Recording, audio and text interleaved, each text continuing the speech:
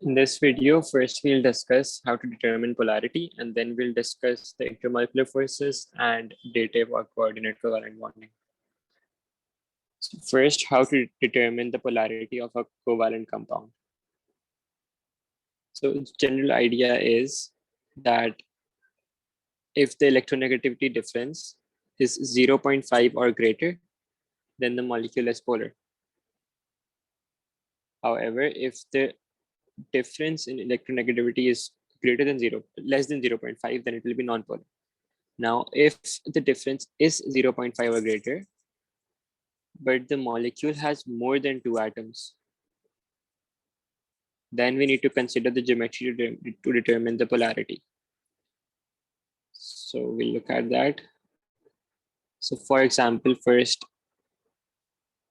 the first condition when the difference in electronegativity is 0.5 or greater, but in this case, there are only 2 atoms.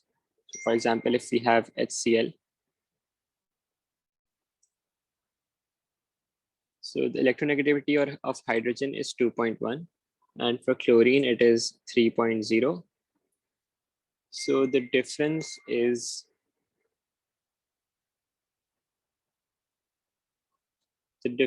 coming 0.9, which is greater than 0.5. So that means that this covalent compound is polar, and because chlorine is more electronegative, so chlorine will become partially negative and hydrogen will become partially positive because chlorine pulls the bonding pair of electrons towards itself.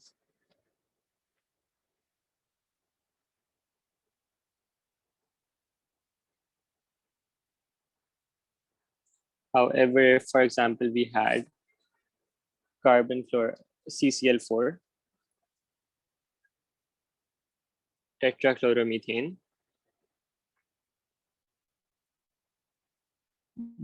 A general structure, if we draw for tetrachloromethane, it would be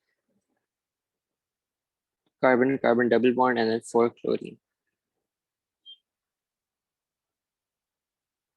Now over here, if we find the difference in electronegativity, it is 0.5 as the electronegativity of chlorine is 3.0, and for carbon it is 2.5. In fact, I'll write it here. Chlorine is 3.0 and carbon is 2.5. So the difference is 0.5, which means that this compound should be polar. However, over here there are more than 2 atoms. So now we'll consider the geometry. So over here we'll consider dipole moments. Dipole moments are basically their vector quantities, and we draw the dipole moment in this manner. That is, the dipole moment points from the less electronegative element to the more electronegative element. So it points from carbon to chlorine, and we'll treat these dipole moments as vector quantities or as vectors. So there are dipole moments for between every carbon and chlorine. Now, in this case, what will happen is that the opposite dipole moments are getting cancelled out. These two and then these two get cancelled out. So this results in the molecule not having an overall polarity.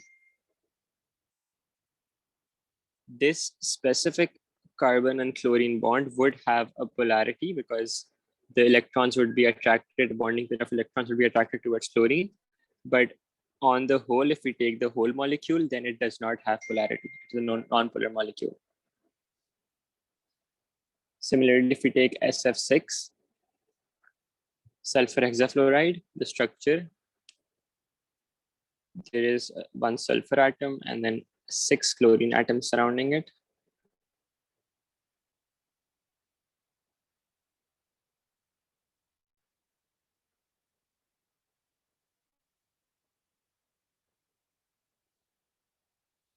Electronegativity is over here. Fluorine has 4.0 electronegativity and sulfur has 2.5. So again, electronegativity is greater than 0.5. So it should have been polar, but over here again, we'll first draw the dipole moments. Dipole moments will point from sulfur to fluorine because fluorine is more electronegative, so it will attract the bonding pair of electrons. So these will be the dipole moment arrows.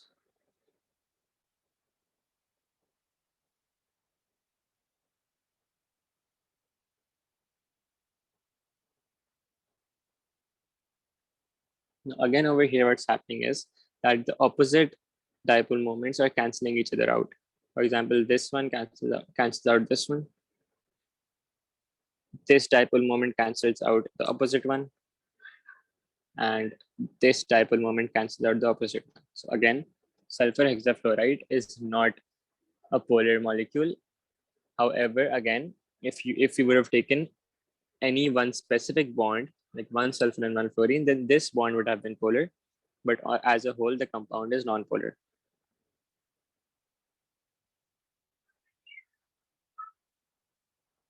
Next compound that we have is trichloromethane. In trichloromethane, the central atom is carbon.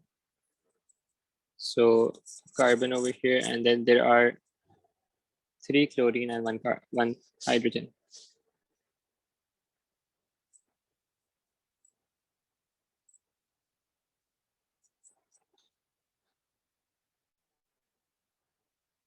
Electronegativities for the elements. So chlorine is 3.0, hydrogen is 2.1, and carbon is 2.5. So in this bond between carbon and chlorine is more electronegative. So the arrow will point from carbon to chlorine. Similarly, in the carbon and hydrogen bond, carbon is more electronegative. Carbon is more electronegative, that is 2.5, while hydrogen is 2.1. So the electron will be pulled towards carbon, and this is the direction of the dipole moment arrow. Now over here, these two dipole moments cancel each other out. However,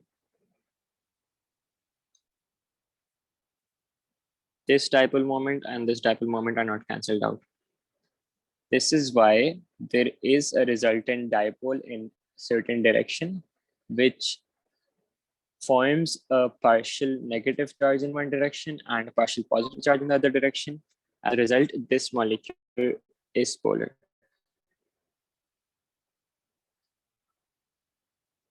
Next is H2O, water. For water, oxygen is the central atom, and there is hydrogen and hydrogen.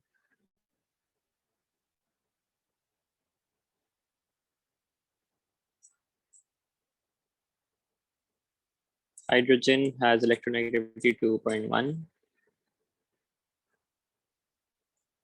and oxygen has electronegativity 3.5. Over here, this is not a linear structure of water. The structure of water is bent shaped because there are two lone pairs in oxygen.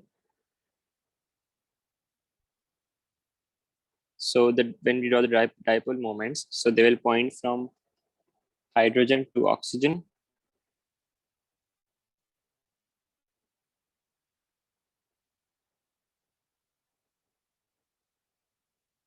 These two dipole moments cannot cancel each other out. So again, this is also a polar molecule.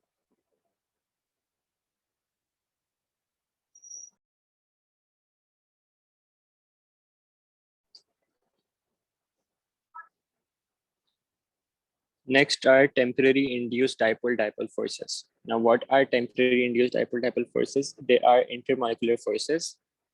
There are 3 intermolecular forces.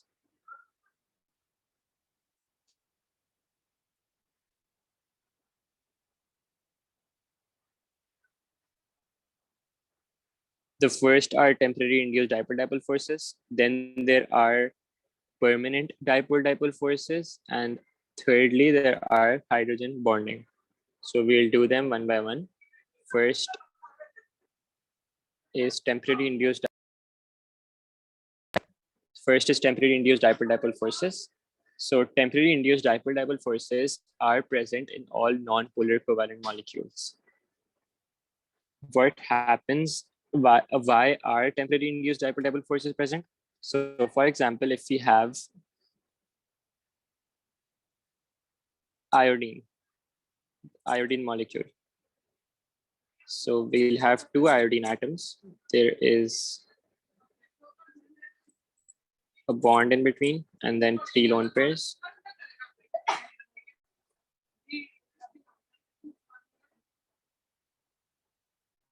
So what happens is that because electrons keep moving randomly, so these bonding pair of electrons, they keep moving on both sides of the molecule. So when these electrons are on the right side, so this part is partially negative and this part becomes partially positive. However,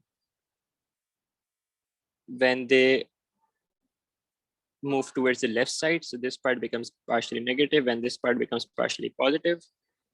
So this becomes, in this case, the left side becomes electron rich, right side becomes electron deficient, and then there is an attraction between the electron rich and the electron deficient sides of the molecules, which produces the temporary induced dipole-dipole forces.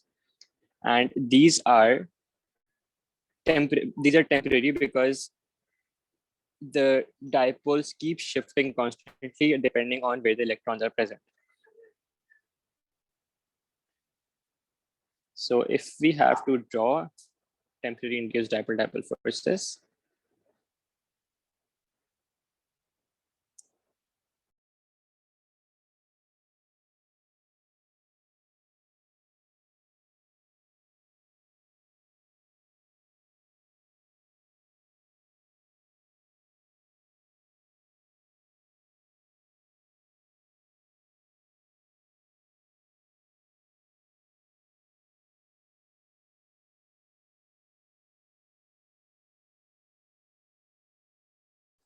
now, for example, at this moment, this side is partially positive, this side is partially negative, this is positive, this is negative.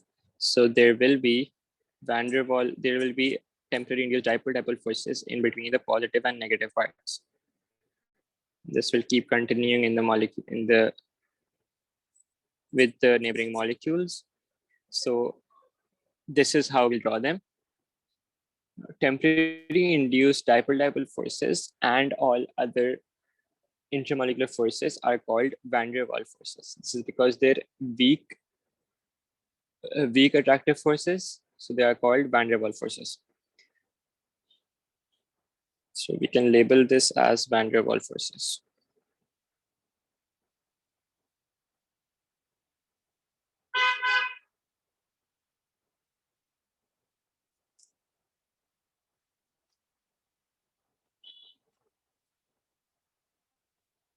Now, temporary induced dipole-dipole forces are stronger in solids and weaker in liquids and then gases, because in solids, as molecules are closer together, so the attractive forces are stronger, so that's why they are stronger. But in gases, as the molecules are further apart, so the attractive forces are weaker. Now, there are two factors that temporary induced dipole-dipole forces depend on. Two factors. The first is the number of electrons.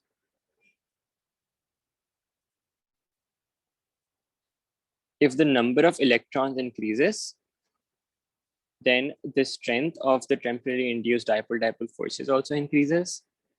This is because there are more electrons, so they will have a larger attractive force.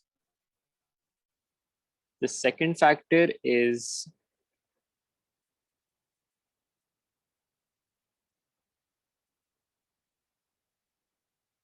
surface area. Now, if surface area increases, again, the strength of the temporary induced dipole-dipole forces will increase. This is because there will be more contact points. So there will be more van der Waals forces.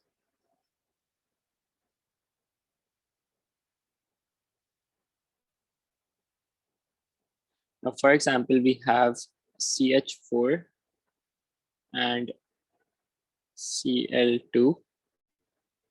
The number of electrons are greater in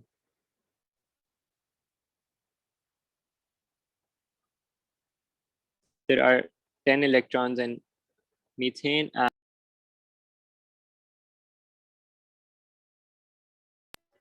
34 electrons in chlorine. So this means that chlorine will have stronger temporary induced dipole-dipole forces than methane. Now, if we have butane and 2-methyl propane,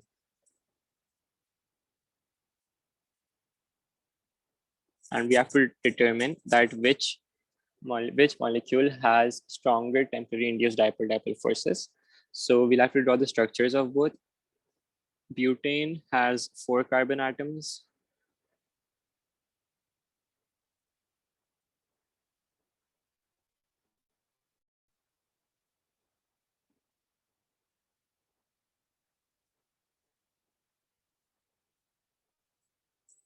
And 2-methyl propane is an isomer of butane, a branched isomer.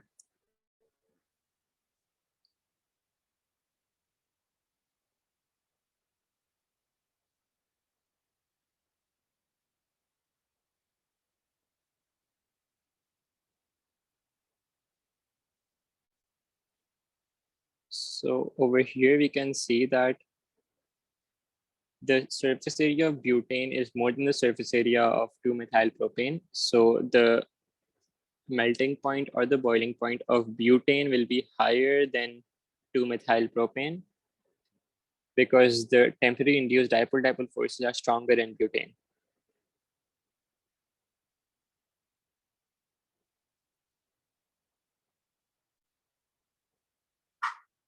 Here it's important to understand that these temporary induced dipole-dipole forces are not between the atoms, but between the molecules. So I'm again drawing the structure of iodine. So for example, this is an iodine molecule. This is an iodine molecule, it's I2. This is another iodine molecule. This is just a rough structure that this is not the shape of the structure. Now, for example, all the electrons in this molecule, most of the electrons in this molecule are shifted onto the right side. So a partially negative charge or a temporary negative charge would be induced on the right side and a temporary positive charge on the left side. Similarly, it's happening in the other atom, in the other molecule.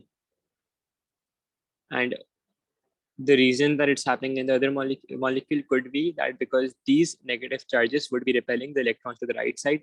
That's why the left would be positive and the right would be negative. So now between these two molecules, there are van der Waals forces. Van der Waals forces are another name for these temporary induced dipole-dipole forces. And these will continue to the neighboring molecules. Now between these two iodine atoms, this bond is a covalent bond. So it is very important to remember that these temporary induced dipole-dipole forces are only intermolecular forces, not between atoms, except for group 8 atoms like argon and neon, because they are monatomic. So for example, if we had argon, so in argon, there are only intermolecular forces or interatomic forces, you can say. So these are the van der Waals or temporary induced dipole-dipole forces in argon. I hope that clears it out.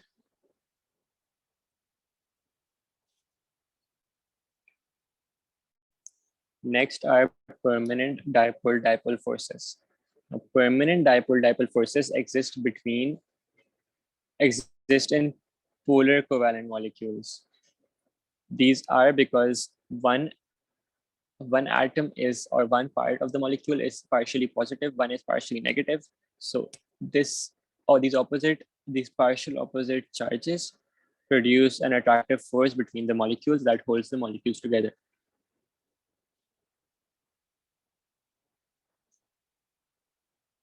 So for example, if we have HCl,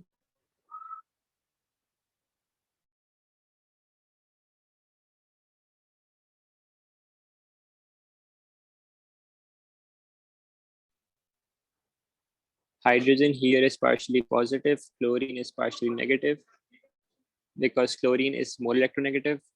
Same over here. So now, because this is negative, this is positive, so they will attract each other. So there will be permanent dipole-dipole forces in between these. These are permanent dipole-dipole forces. And then again, they'll continue in the molecule, between the other molecules, sorry. So these are because of the partial positive and partial negative charges in polar molecules. Now, these are permanent forces because they don't depend on the position of the electrons. So that is why these are stronger than temporary induced dipole-dipole forces. Therefore, the melting points or the boiling points of polar molecules are higher than the melting points and boiling points of non-polar molecules, because these permanent dipole-dipole forces are stronger than the temporary induced dipole-dipole forces. Now, if we are given, for example, SF6, I showed the structure of SF6 earlier and the dipoles were getting cancelled out. That means that it's non-polar. So therefore, SF6 has only temporary induced dipole-dipole forces. It does not have permanent dipole-dipole forces. However, I also showed trichloromethane, CHCl3. So trichloromethane, in trichloromethane, all the dipoles were not getting cancelled out, which is why it is a polar molecule. Therefore, trichloromethane has temporary induced dipole-dipole forces along with permanent dipole-dipole forces.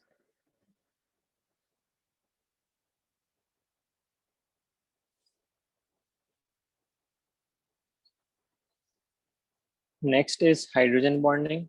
Hydrogen bonding is the electrostatic attraction between a more electronegative element and an hydrogen atom.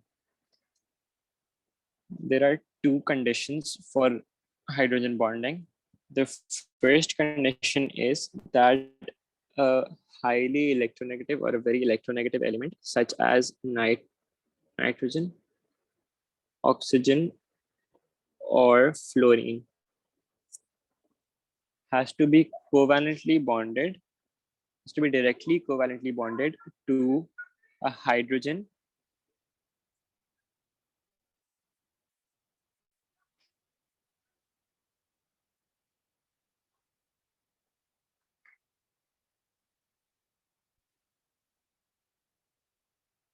and there should be a lone pair on nitrogen, oxygen, or fluorine.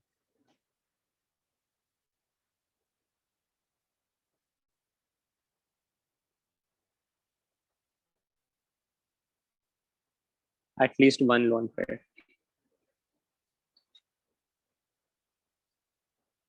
So for example, there should be either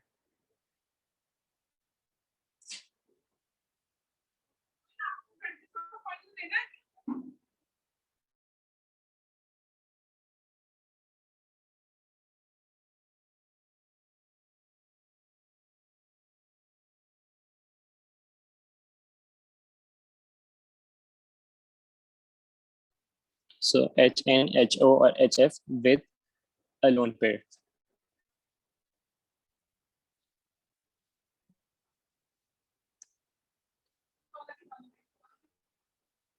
For example, if we have a hydrogen fluoride molecule,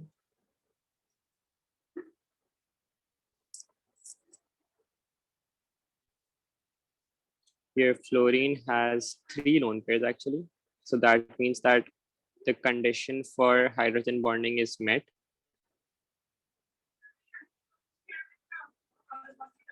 So therefore,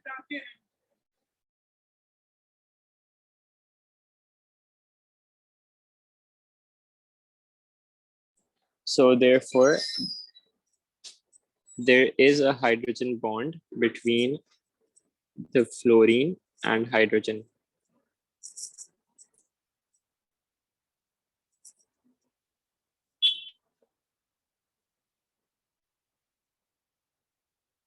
And this continues.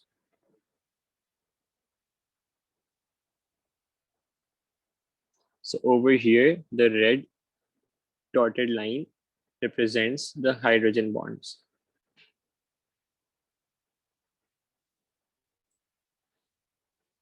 Next, we'll take the example of water.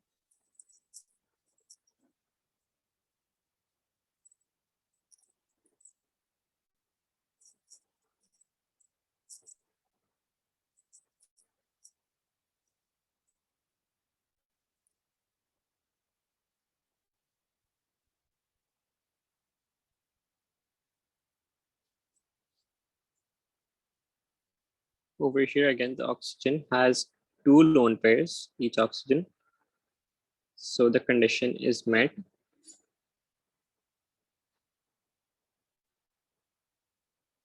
Also, because it was a condition that there has to be an electronegative element, more electronegative element. So we'll show the partial negative and the partial positive charges.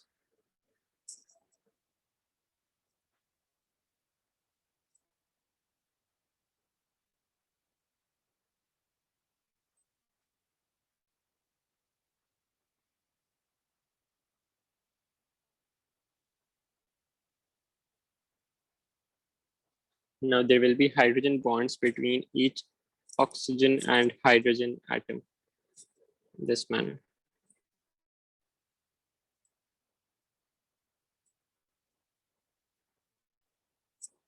And then this continues.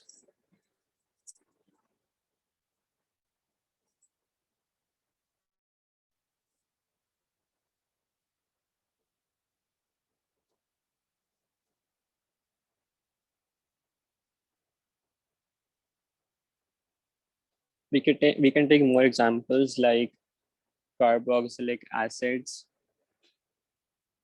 For example, if we have ethanoic acid CH3 COOH. So if we draw the structure,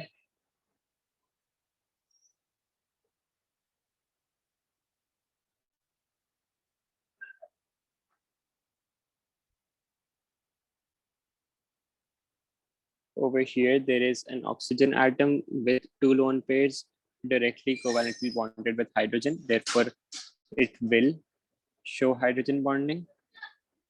And especially with water, it can bond with water through hydrogen bonds,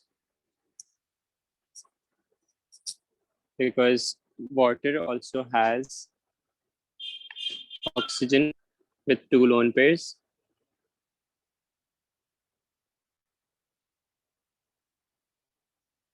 Here this is partially negative, partially positive, partially positive, partially positive, and partially negative. Now there will be this is why there will be hydrogen bonds between hydrogen and oxygen, which is why carboxylic acids are soluble in water and they exhibit hydrogen bonding. Similarly, alcohols also have the group OH. Here again, there is oxygen with two lone pairs. Therefore, alcohol can also exhibit hydrogen bonding, and therefore it can also dissolve in water as it can bond with H2O. Similarly, amino acids, like for example, amino acids or amines like hydroxylamine, which has a structure NH2OH, Over here, nitrogen has one lone pair, oxygen has two lone pairs. Therefore, amines and amino acids also exhibit hydrogen bonding. However, esters do not exhibit hydrogen bonding.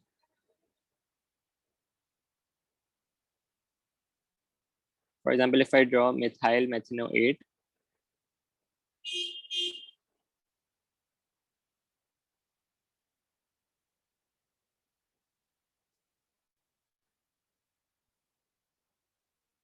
here we have two oxygens with two lone pairs, and we have hydrogens. However, the oxygens and hydrogens are not directly covalently bonded, which is why the conditions for hydrogen bonds is not met, and therefore esters, for example, do not exhibit hydrogen bonding.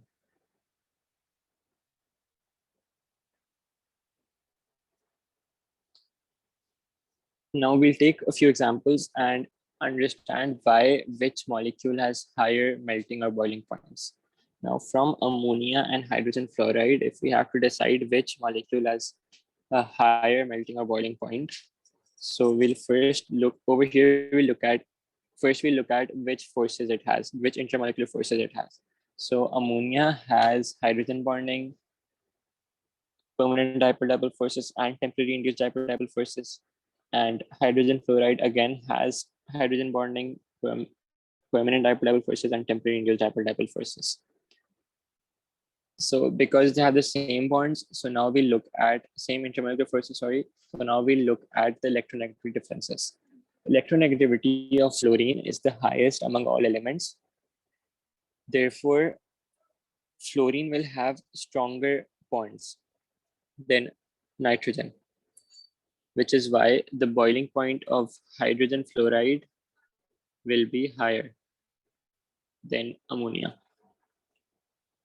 Now in the second example, H2O versus hydrogen fluoride, over here, water has, again over here, both the molecules have the same type of intermolecular forces. So over here, we look at the fact that in the structure of water, and going back to the structure of water, yeah, so over here, we can see that in hydrogen fluoride structure that is at the top, there is only one hydrogen bond between each molecule. Sorry, there are only two hydrogen bonds between each molecule, these two.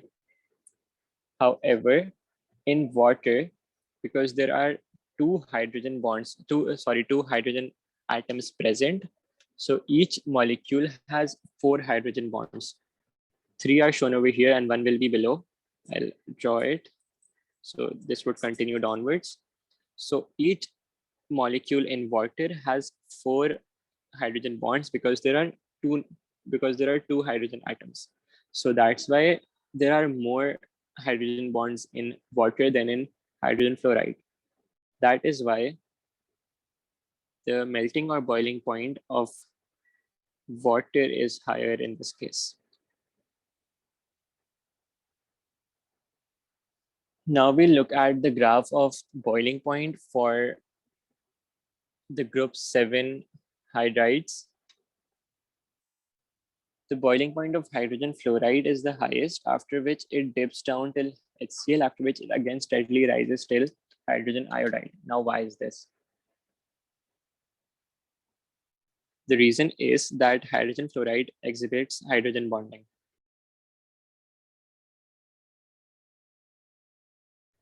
And hydrogen bonding is much stronger than the permanent dipole-dipole forces. HCl, HBr, and HI all are polar, so they all have permanent dipole-dipole forces. However, these are much weaker than hydrogen bonds. Therefore, the boiling point of hydrogen fluoride is much higher than all the other three hydrides. So over here, we can conclude that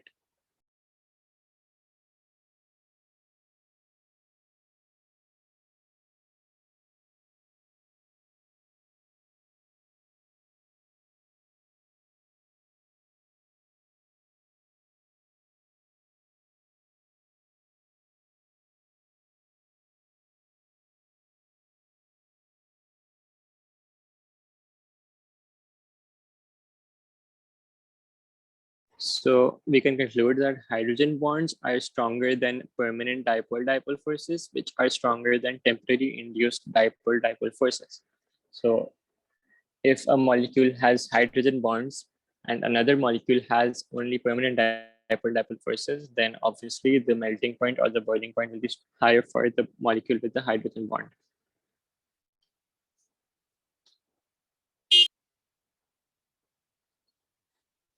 Now we'll quickly go through this principle that is called the like dissolves like principle.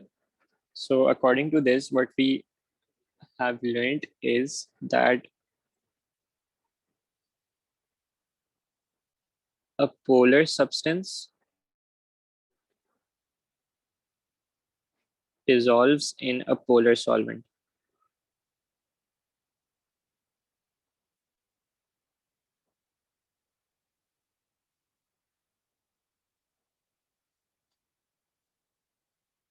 While a non-polar substance always dissolves in a non-polar solvent.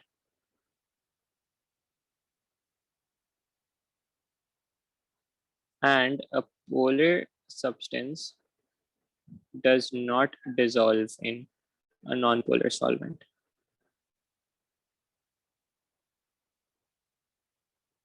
Now, why is this? This is because if there is a polar substance and a polar solvent, then they both will have permanent dipoles which will attract each other, which is why the polar substance will dissolve in the polar solvent. However, when a polar is dissolving in a non-polar solvent, so the polar has permanent dipoles, whereas the non-polar does not have permanent dipoles. Therefore, it will not dissolve in the non-polar solvent.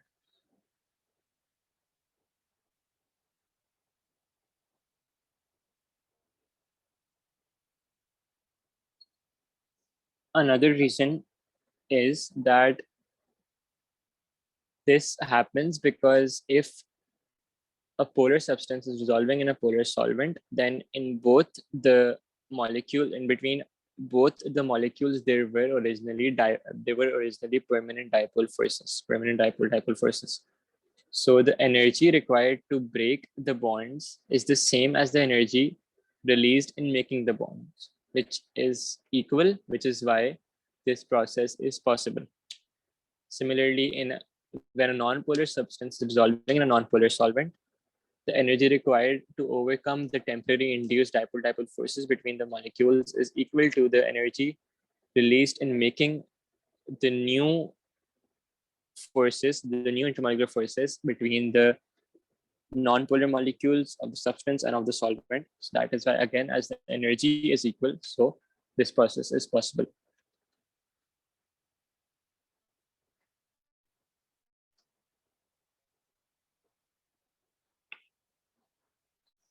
Our last topic for chemical bonding is coordinate covalent bonding, which is also called dative bonding or dative covalent bonding. Now, the dative bond is represented by an arrow. Now, the conditions for the formation of a dative bond. A dative bond is formed when an electron rich and an electron deficient species come to react together.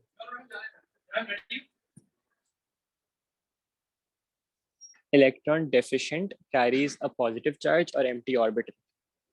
So electron deficient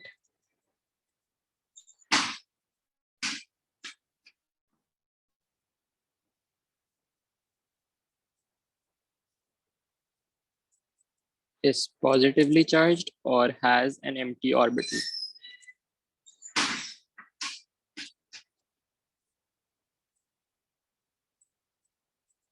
Whereas electron rich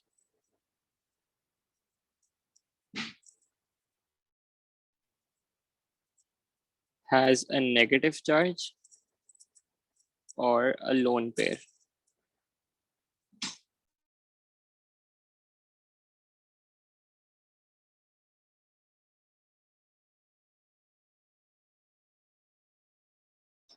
So the electron rich donates its pair of electron, the extra electrons, to the electron deficient so that a dative bond is formed, and in the dative bond, there is an equal sharing of electrons.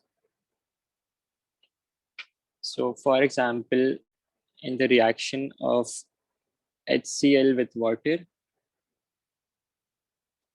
a hydronium ion is formed, that is H3O plus, and a chloride ion is formed. This is the hydronium ion.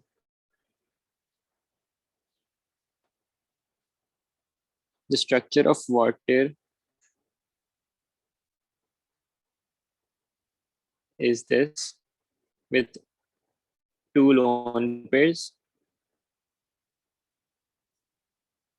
while HCl forms ions H plus and Cl minus. So now over here, oxygen has a lone pair and hydrogen has a positive charge. So that means that oxygen is satisfying this condition of lone pair and hydrogen is satisfying this condition. So there is an electron rich and an electron deficient atom, which is why a dative bond can exist. So the dative bond exists between the oxygen and the hydrogen. So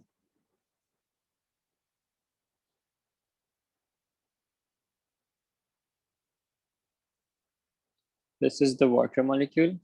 And then with the hydrogen ion, it forms a dative bond. And two electrons remain. Now in the dative bond, one electron is with oxygen and one is donated to hydrogen. So now oxygen has one less electron, which is why it becomes positively charged. And then after that, we have the chloride ion. So I'm highlighting the dative bond in red.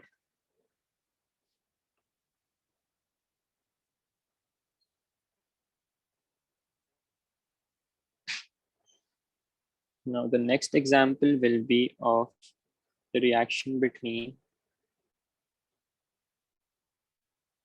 NH3 and HCl.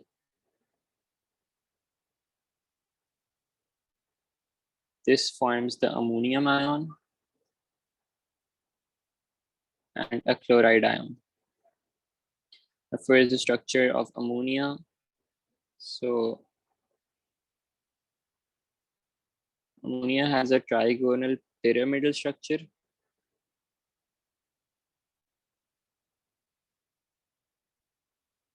And nitrogen has a lone pair as well. Then there is hydrogen, which forms ions. So again, over here, nitrogen has a lone pair, so it is electron rich. Hydrogen has a positive charge, so it is electron deficient. So the conditions are met. There will be a dative bond between nitrogen and hydrogen. Now I'm not drawing the accurate structure for ammonium ion. I'm just drawing the rough structure, so I'm not showing the angles and all. So the dative bond will be from nitrogen to hydrogen. This is one electron, this is the second electron. Nitrogen again is losing an electron, so it will have a positive charge. And then after that, we'll have the chloride ion. So this is the ammonium ion.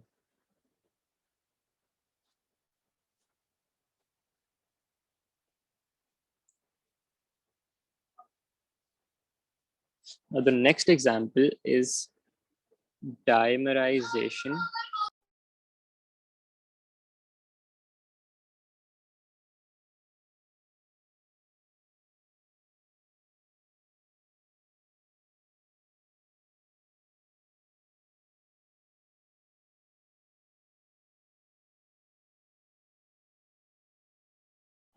So what is dimerization? Dimerization is when two same molecules combine together. So what will be happening is in dimerization is that there is AlCl3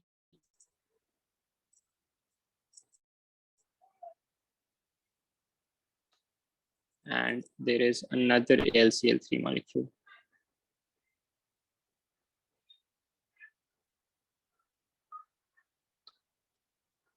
Over here, the chlorine atoms have lone pairs.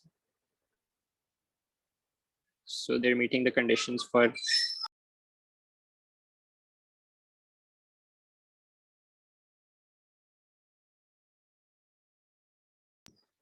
so, and over here, aluminum is electron deficient because we discussed this condition that an electron deficient can have an empty orbital, and aluminum has 3 electrons in its outermost shell. And over here, those 3 electrons are being used in bonding. And because chlorine is more electronegative, so it's attracting the bonding electron to itself, which is why aluminum has an empty orbital.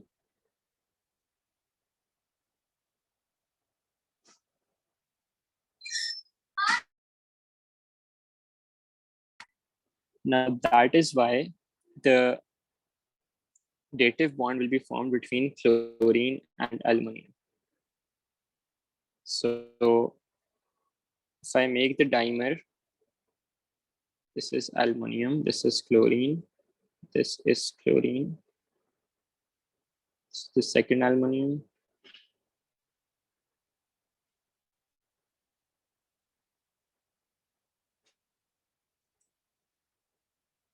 these are the two dative bonds. Now, because chlorine is losing an electron, it will have a positive charge. Aluminum is gaining an electron, so it will have a negative charge.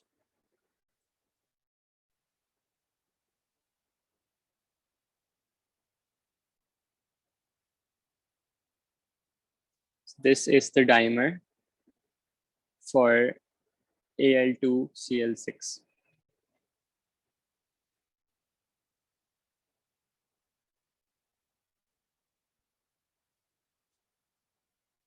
Last example is of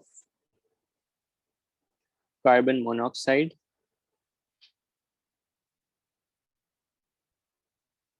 So how is carbon monoxide formed? Now, in the formation of carbon monoxide, there is a carbon and an oxygen. Carbon has 4 electrons. Oxygen has 6 electrons. And we know that carbon monoxide has a total of, it has a triple bond. So how are those triple bonds, how are those 3 bonds formed? For the first bond, for the first 2 bonds, 2 electrons from carbon and 2 from oxygen form the first 2 bonds. Now carbon is electron deficient because its 2p orbital is now empty. If we draw the configuration,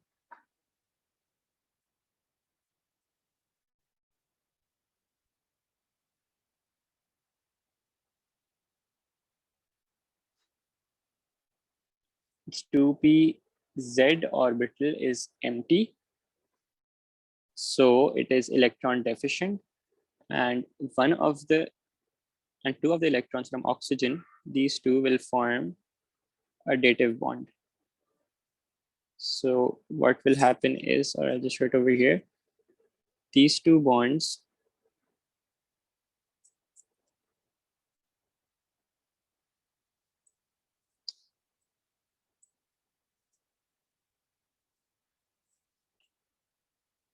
and both of these black electrons are from oxygen. So this is the structure for carbon monoxide. Or we can also show it like this. This is carbon, this is oxygen. And these are the electrons of carbon.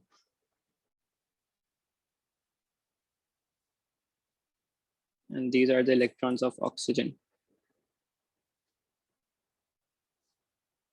So this last bond, in which both the electrons are from oxygen, is a dative bond.